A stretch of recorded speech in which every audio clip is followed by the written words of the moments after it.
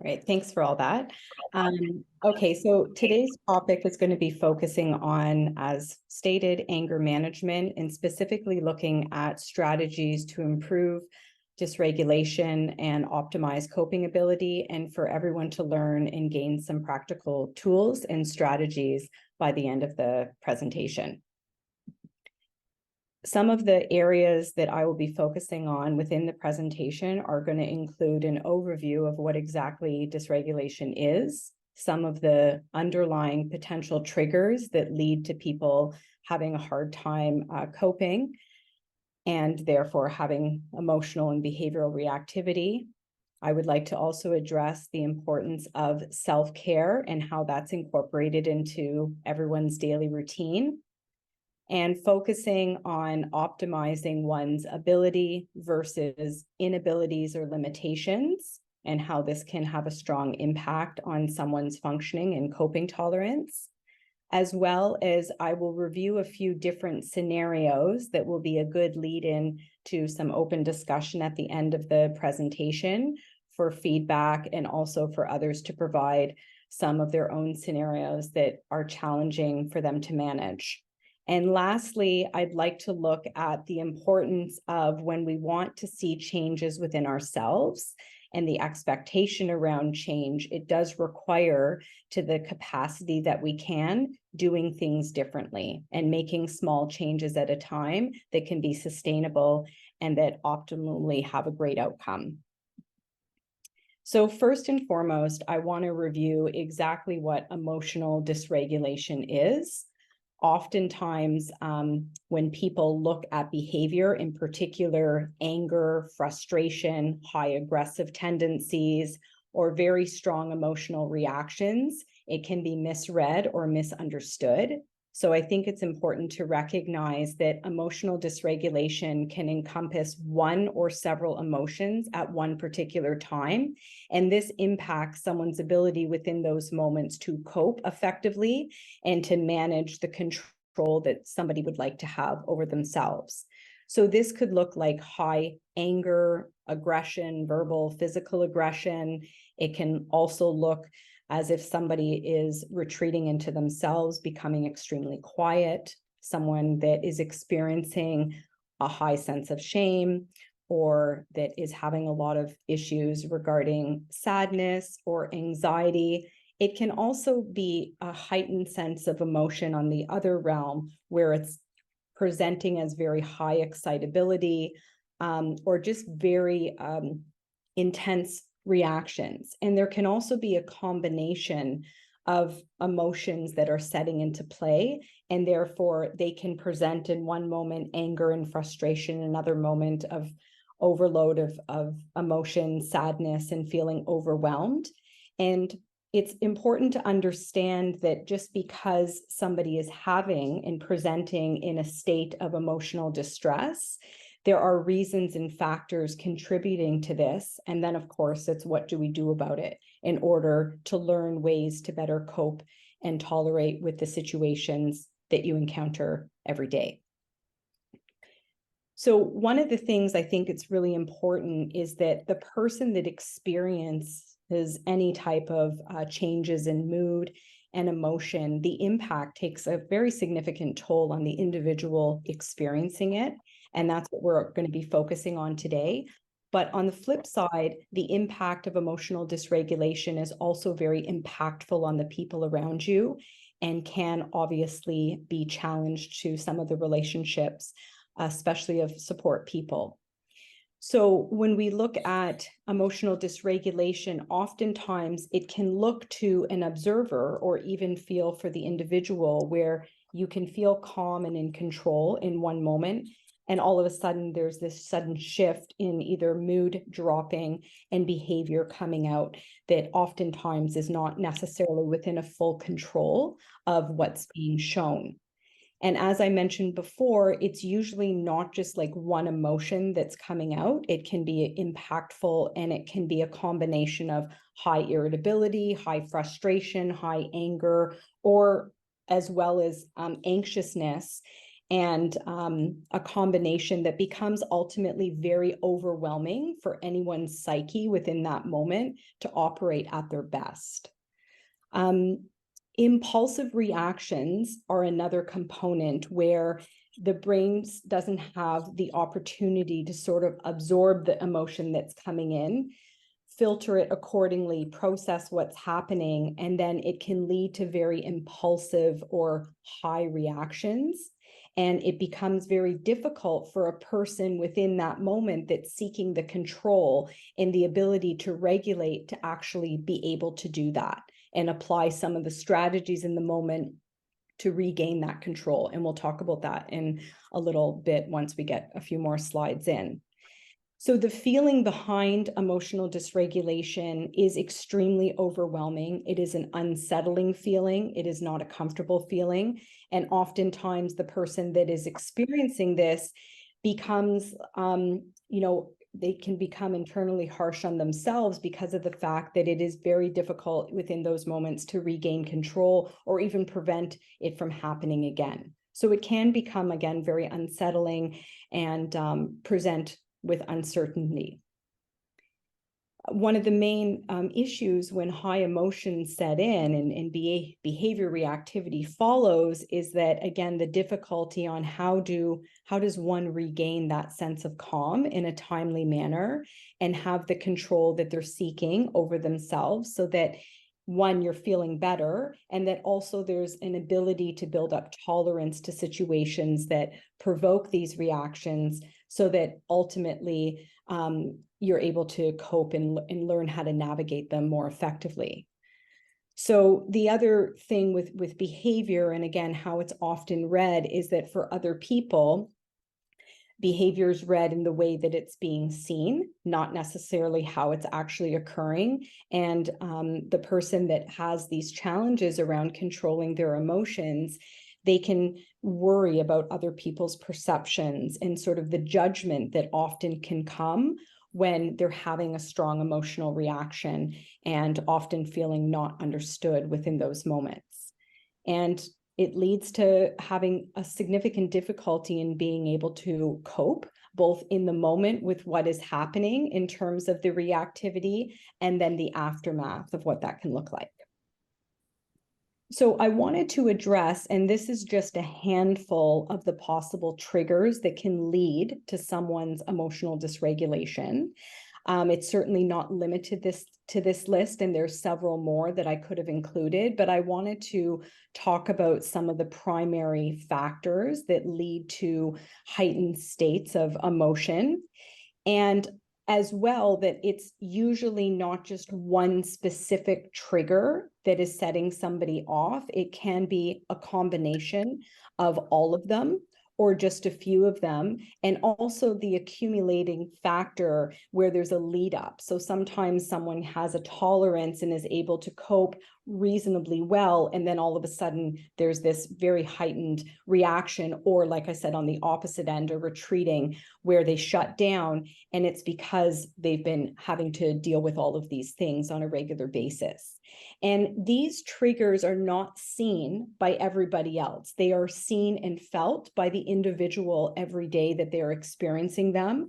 So I always think it's important for that compassionate lens to be, as much as it can be, looked on when it comes to what leads someone to react in the manner that they are reacting in. So just to encompass some of the specific ones that can come into play. So if there are physical challenges and limitations, that in itself can be very discouraging for an individual and something that they have to compensate for on a regular basis. Eventually, that can lead to frustration either every day or within several days because of the struggle that's associated with some of the physical limitations.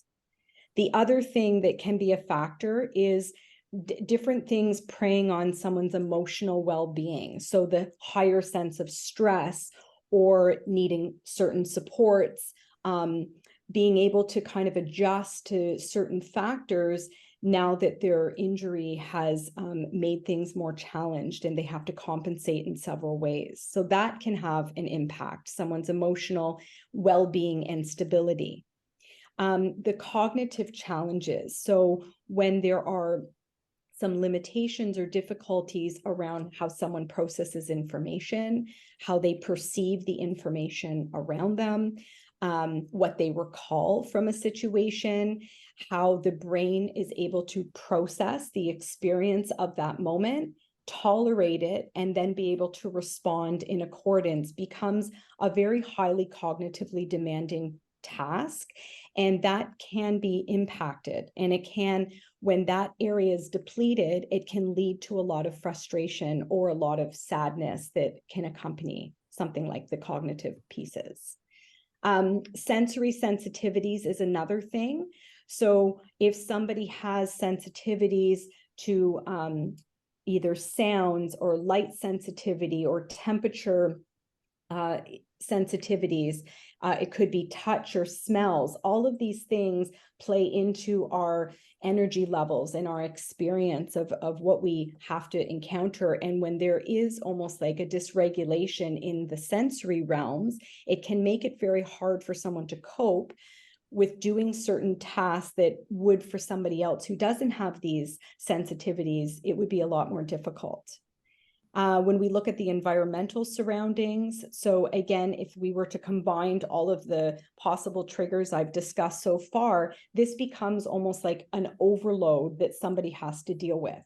And how does then the expectation become that you also have to be regulated at all times too? It almost becomes very challenged to do that.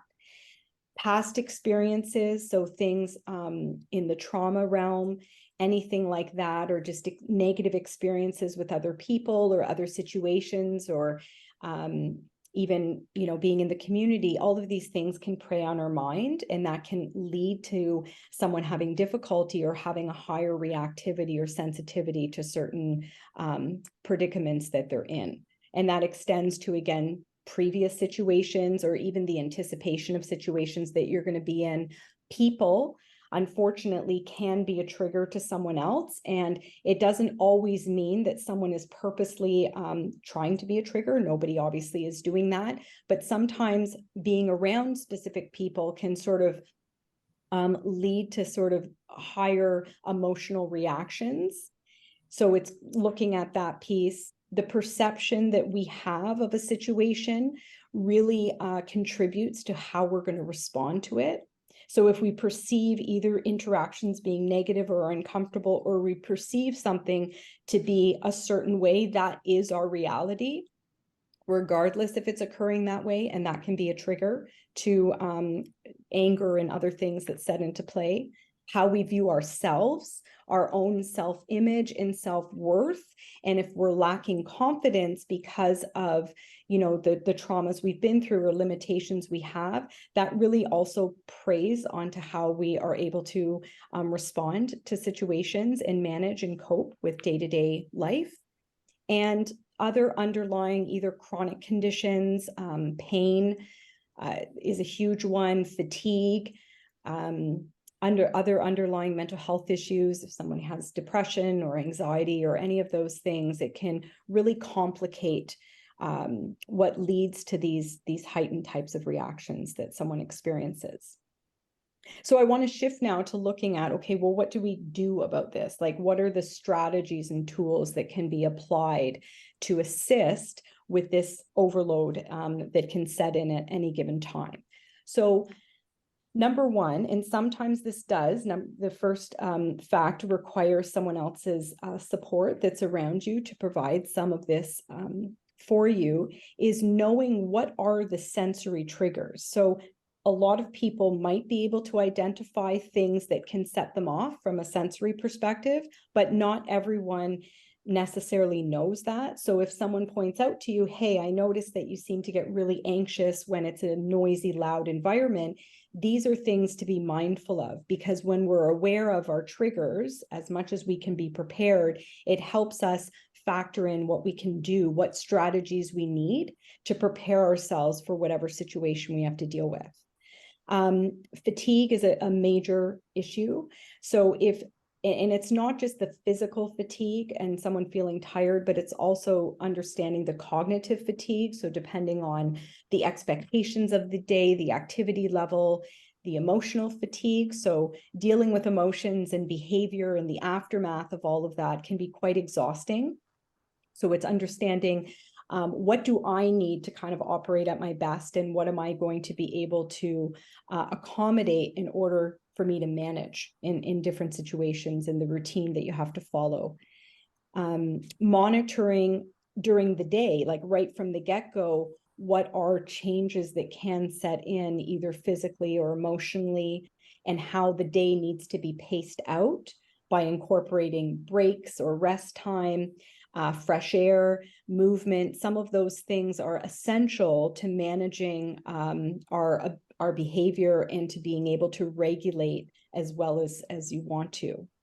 The other area that we'll look at a little more in-depthly is the use of grounding techniques. And the purpose of a grounding technique is to help reset and regain control to the moment, so that even though there could be an overload or intensity of emotion that you're being hit with, is how do you kind of center to be able to regain that control and focus on what you're able to do. So again, focusing on what can I actually do and building from there, as opposed to always focusing on, well, here we go again. I got angry at this situation. I'm not going to be able to control it. It's too difficult. It's really looking at it through a lens of what am I going to be able to do? What can I try differently to have a different outcome? So one of the things when we look at specifically grounding techniques and how that can help somebody manage and sort of reset both their kind of well-being within the moment and just calming down the physical, emotional, and mental realm so that someone is feeling better, is being able to access what is going to be useful for this specific individual, and everyone varies. So someone might be receptive and open to things involving, let's say, sound, somebody else might not. So it's really trying some things that are going to work best for you. So grounding techniques, and I don't usually refer people to do sort of standardized ones. I try to make them very customized, is looking at what could you benefit possibly in the moment. So does that look like you have your headphones on you and you're putting them on to like cancel out noise around you, subject yourself to something that's calming or resetting? For some people, music can be helpful. For other people, it's not helpful and they need quiet. So that's where the earplugs come into play. Do I need to be able to manage sound better, either in my home environment or out in the community, so that I can cope better? Things that we can even like put in our mouth. So if we're really heightened, sometimes like being able to have a spicy candy or, having a cold glass of ice water within that moment can help. Again, it shifts the brain attention to something else, but it also provides a sensory output for our body and our mind to start feeling a little bit better. Is there things that tangibly we need to touch, or that we need to be able to release a certain level of frustration or anger out on that can be helpful? And there's things that can be small and subtle, or things on a larger scale that can help someone with that regulation. Other things can be what we look at. Do you have something around you that can help like refocus to help you feel better? Is it something on the phone that pops up? There's many types of apps or even like pictures or things that you can have that help kind of reset your attention so that you begin to feel better. And, ultimately what we're trying to do with these grounding techniques is both calm the body so that it can be recentered and feel better, and also to distract attention away from what is causing so much emotional upset in that moment. And this really also leads into the importance of daily self-care. And even like with the grounding strategies, the idea is we want to practice things that are helpful to us every day, throughout the day, not just when we become upset, because the more that we're able to feel comfortable doing certain strategies when we're calm, they will become more accessible, and we'll think about them more to use them in the moments of need. So some of the recommendations for self-care that can be very helpful are, number one, like, first of all, how are you scheduling your day? And it's important to have some sense of schedule, even if you're at home all day, so that you're building yourself up. So when we're doing things that are what we're listening to that can be positive, and what we're watching is positive, and we're doing little things for ourselves on a small or big scale, it's taking care of oneself and building up, from the inside out, or sometimes from the outside in, depending. Having to, plan for challenging situations. So not avoiding them, because oftentimes people's tendencies are, this causes me anger or distress, I'm just not going to do it, or I'm going to limit my interaction with this person because this is going to happen. But that doesn't then expose or allow the brain to kind of learn the tolerance or recondition to situations that do elicit stronger emotional reactions. So that might require more tools if you know you're going to be in a situation that becomes more challenging to deal with. This kind of leads into that concept again of change, is that in order to have different outcomes, we do have to try different things, and you have to try them for a certain period of time to see, okay, does this work? Does this work to a certain degree? What am I going to benefit from this? Or does this not work for me and I'm going to try something different? And always know and have a good sort of positive attitude that there can be other things out there that can be helpful. And that's where I think it leads into sort of setting goals that, everyone can have big goals, and I think that's important. But sometimes the big goals seem so far away and unattainable. It's important to sort of set those smaller goals, even within a day. And it might look like, I'm going to get up and I'm going to, make my bed and have a healthy breakfast and have some fresh air. It doesn't always have to be on this broader scale, but those small goals that become manageable also build the confidence into us attaining the bigger goals that you can have in mind. And ultimately focusing on what helps the body and mind feel calm. So if we're talking about lots of negativity or rehashing all the bad things that have happened within a week, that isn't filling the mind with things that are going to set a positive tone for the day. The idea is acknowledging when there's a situation that was unpleasant that occurred, or if there's any sense of shame lingering from how you responded to a situation, and then focusing on, like, what can I do to move forward? Because ultimately that's what the opportunity is to move forward. And the daily self-care leads into how we're able to work on incorporating things to reduce stress, anxiety, help improve mood, build up frustration tolerance levels, decrease irritability, and ultimately this is what helps increase coping tolerance. So by having a good balance in the day's routine, it can lead to one's ability to build up a higher threshold to cope, as opposed to just going about the day as usual and then something happens and it can really take a toll on somebody. So again, the self-care looks different for everyone.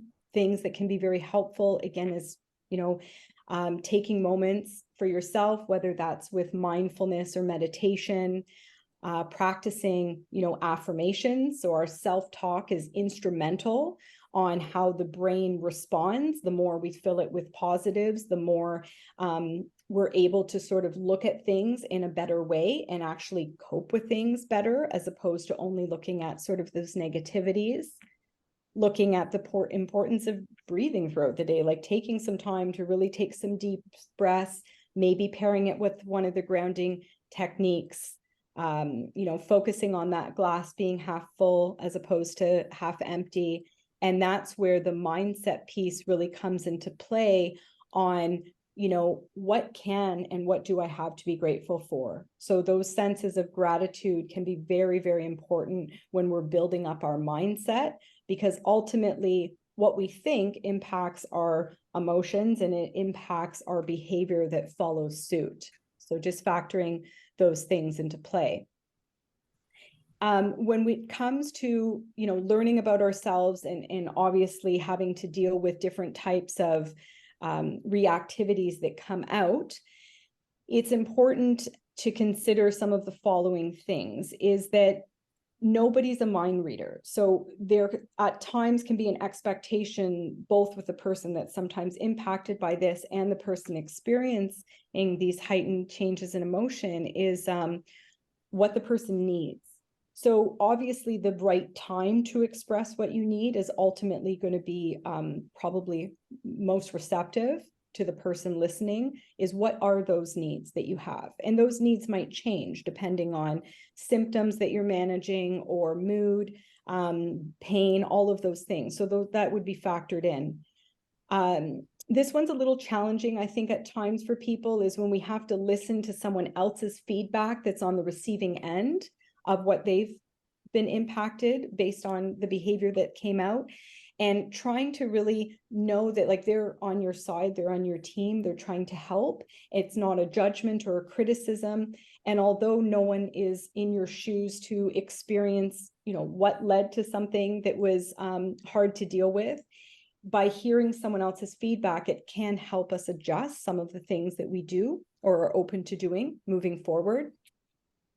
And this doesn't have to be something that's done alone. So I think asking for help, having a plan, knowing, like, what does support look like? So oftentimes, if somebody gets very overwhelmed and angry and they don't want any voice, they don't want anyone saying anything in the moments, that's part of a plan. Other people want somebody to provide some comfort, and not necessarily rationalizing with them, but providing some support. So those needs need to be explored, so that becomes part of a plan of what's going to help you. And as much as possible, ultimately it's difficult fully, but trying to prepare for stressful or uncomfortable situations. And what does that look like? Do I need to try to get, extra sleep the night before? Do I have to pace out my day differently to handle this situation? Do I have to shorten the time that I'm in the situation as a starting point to build up my tolerance? All of these things help prepare for stressful or uncomfortable situations that you might encounter. Always, I recommend, on reflection of a situation that was unpleasant or ultimately very negative, is trying to focus on, what, if we were to extract, like, what went well. So maybe someone became very aggressive within their responses, but it didn't lead to something that was like too extreme. So we want to extract some of the positives that can come out of a situation, and then ultimately work on what needs to still be addressed and still to be tried to make a situation better. And that's where, in this area, can be very difficult for some people when you're the one having all the emotional breakdowns and anger, is how do I validate and self-validate, and how do I build myself up so that you continue to have that motivation to move forward and not, again, carry around that sense of shame or being too hard on yourself, knowing that you're doing the best that you can, but there's always room, and having the commitment to try things a little bit different to have a better outcome. And sort of like this one, when it comes to knowing your limits and your tolerance levels, is even if they're ultimately extremely small of what can be tolerated, know that, like, that's the starting point. And then you build from there. It doesn't have to be looked at as, I can only tolerate this, so I'm only going to stay within this capacity of what I can tolerate. The goal ultimately, and we are very resilient beings, is how do I expand further? What can I do, even if it's like tolerating something like minutes at a time, and building from there, because all of that is possible. And that kind of leads into how, when we're working on ourselves, is we're trying to really focus on optimizing, one's ability. What capacities do I have? What am I able to manage? And even if that looks different day to day, there's always, a positive sort of tone that can be set for that day or within those moments of day, so that you're building the resilience more, you're staying strong, you're looking at the body and mind's capability, which is actually so much higher than sometimes we give ourselves credit for, and pushing ourselves. So what words am I using for myself to make sure that I am feeling like a person of worth, that I am building myself up and not criticizing or, putting myself down for some of the things that I view as inadequate. It's kind of looking at things that are quite the opposite to that in order to set a stronger mindset. And that's where the goals come into play. Goals sort of are necessary to push us forward, so we don't stay sort of stagnant and stuck in in certain routines and sort of limiting our capacities. We don't even know sometimes what our capabilities are until we set a goal, and then again take those small steps to achieve that. And knowing that, you know, change is possible. Like, we are beings that can become reconditioned to things. We can learn different things. We have that ability. Does it take time? Absolutely. But, you know, the time is a blessing for us to use so that we can continue to move forward. Some of the things I wanted to briefly review in terms of ways to increase tolerance levels, as I was mentioning, is, you know, not looking at the big, huge picture or the big puzzle, like looking at one step at a time, or having someone help break things down into more manageable steps, and then praising and validating for each step that's taken, and knowing that, like, that is an important step because it's going to lead to something bigger. So it's really goes into acknowledging how far you've also come. We never want to like minimize progress that's being made, even if progress is slow, because that continues to push us forward. And trying not to get stuck. And it's easy to do, to kind of be stuck. And then unfortunately, you kind of stay in that same spot, but there could be an expectation of changes, but nothing's kind of being done differently. So the changes are going to be harder for that to occur. And ultimately, keep trying and try again. There's no failure in things not working out. When we have the ability to do something again and do one little thing differently, that can lead to a different outcome, which is what ultimately somebody wants. And, you know, being mindful of the supports around you and relying on them, because those support systems or people can be instrumental in our comfort level and ability to move forward, or when our motivational levels are lower, on how the support systems can help. And ultimately believing in yourself that things can change and things can improve, because if we don't feel that that possibility is there, then ultimately that the mind controls the outcome of that. So it's important to try to have that more positive mentality. To summarize some of the strategies and tools is, when there's moments of complete, you know, chaos or dysregulation that sets in, is knowing that it will pass, even though it can feel like it's the most intense moment or it's lasting forever. Your body doesn't stay in heightened states for hours on end. It will calm down and things will pass and you will start to feel better. And sometimes providing that reassurance can be very helpful for the mindset. And I think that's very important to be mindful of.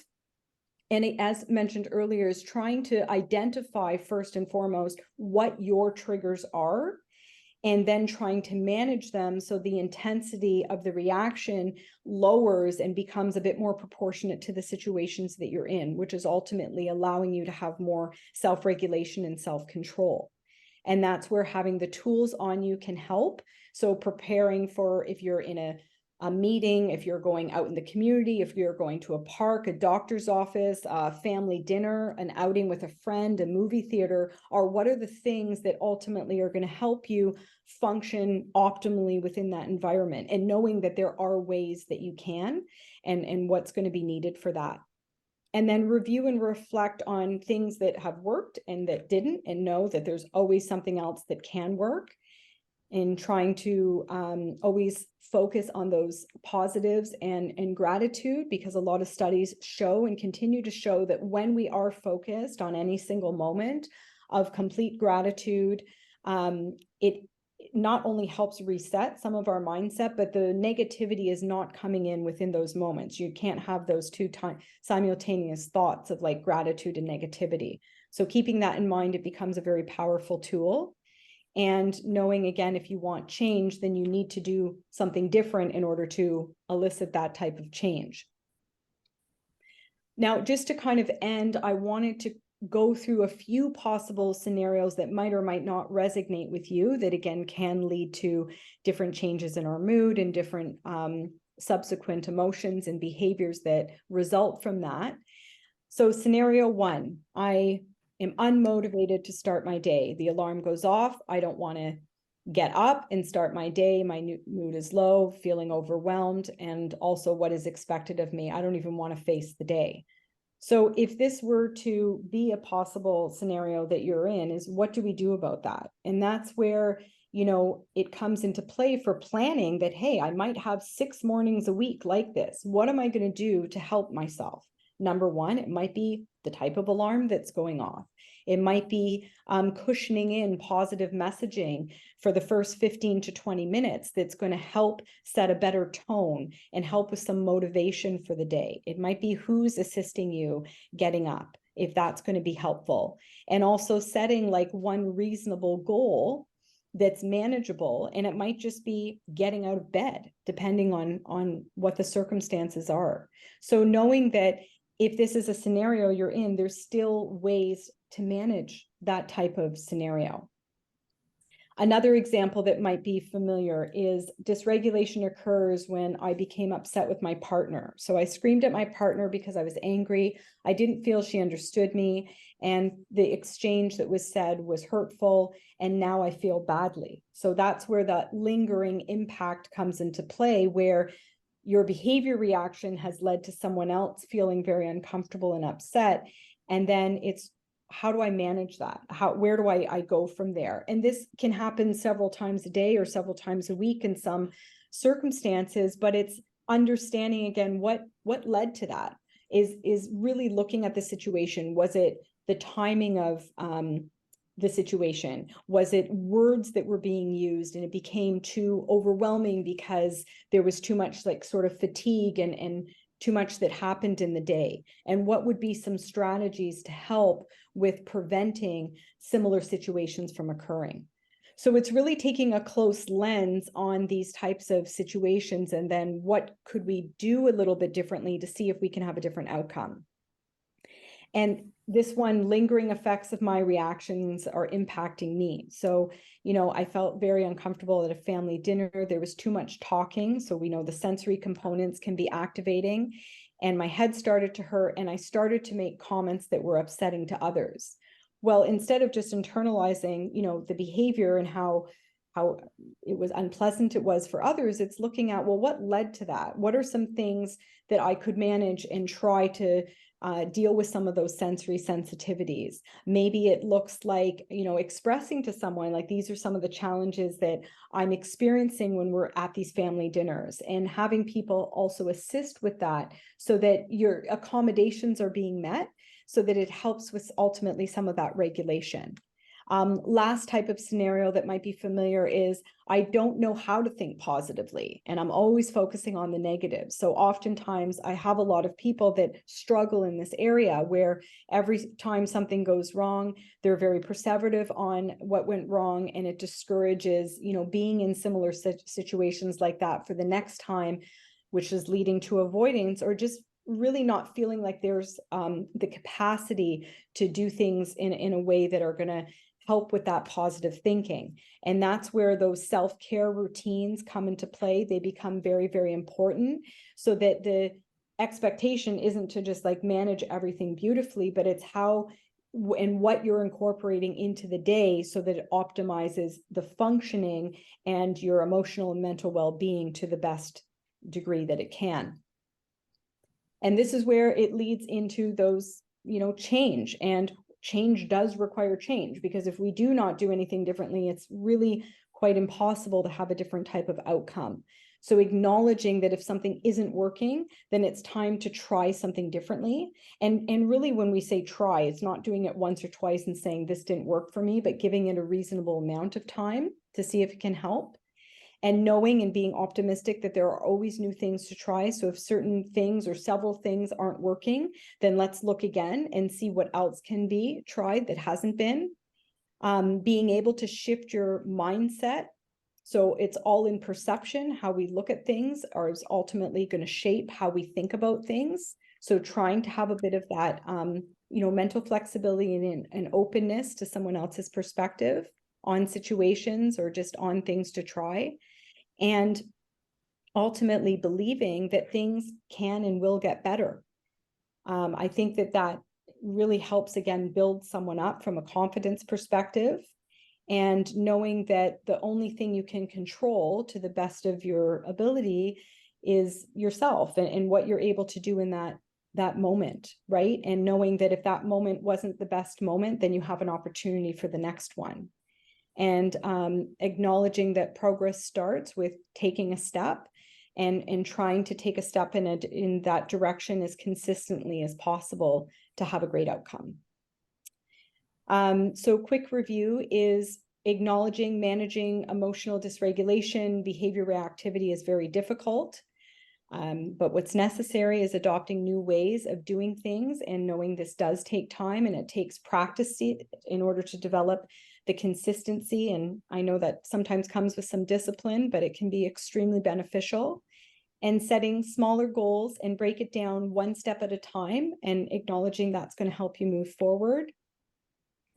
And knowing that mindset, the way you see things and are willing to see things, changes the perception.